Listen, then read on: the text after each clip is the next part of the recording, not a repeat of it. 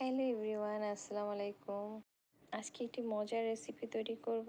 তার জন্য নিয়েছি চিকেন ব্রেস্ট, সেগুলোকে স্লাইস করে কেটে নিয়েছি আমি। এখানে দিয়ে দিচ্ছি আদা গুঁড়ো, রসুন গুঁড়ো হাফ টেবিল চামচ, 1 টেবিল চামচ সয়া সস আর লেবুর রস 1 টেবিল চামচের মতো দিয়ে আমি এটাকে ভালো করে ম্যারিনেট করে রেখে দেব। এখন ম্যারিনেট করছি, ম্যারিনেট করে দিয়ে দিচ্ছি লবণ, তারপর দিয়ে দিচ্ছি ব্ল্যাক পেপার, গোলমরিচের গুঁড়ো। ভালো করে মেখে নিচ্ছি, মেখে আমরা রেখে দেবো এটাকে।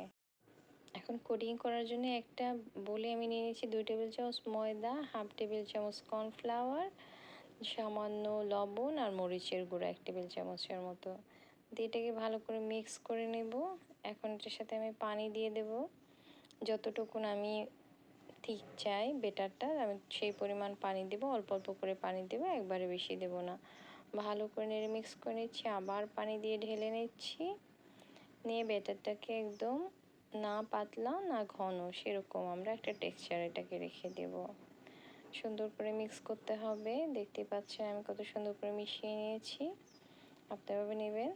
এরপর আরেকটা বাটিতে নিয়ে নিচ্ছি ময়দা, আর হলো এটা বিট লবণ দিয়েছি আমি সামান্য পরিমাণে, দিয়ে দিচ্ছি গোলমরিচের গুঁড়ো, আর হচ্ছে এটা দিয়ে আমি এটাকে ভালো করে মিশিয়ে নেব ময়দাটার সাথে।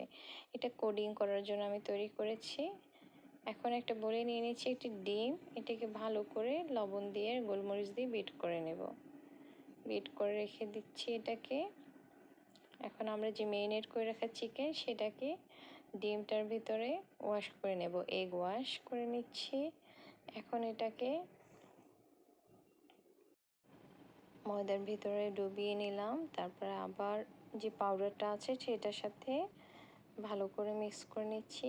এবার আবার লিকুইড ব্যাটারটার মধ্যে এটাকে দিয়ে দেব, ভালো করে কোডিং করব এটাকে। এটা অনেক পুরো একটা আপনার কেএফসির আমরা যে টেন্ডার চিকেনটা খেয়ে থাকি ঠিক ওরকম একটা টেক্সচার আসবে।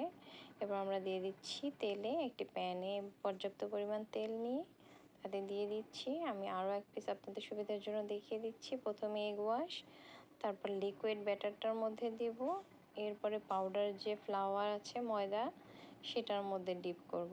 আবার আমরা লিকুইডের ভিতরে দিয়ে দেব লিকুইড যে ময়দার ব্যাটার, এটা দিয়ে এরপর আমরা তেলের মধ্যে দিয়ে দেব।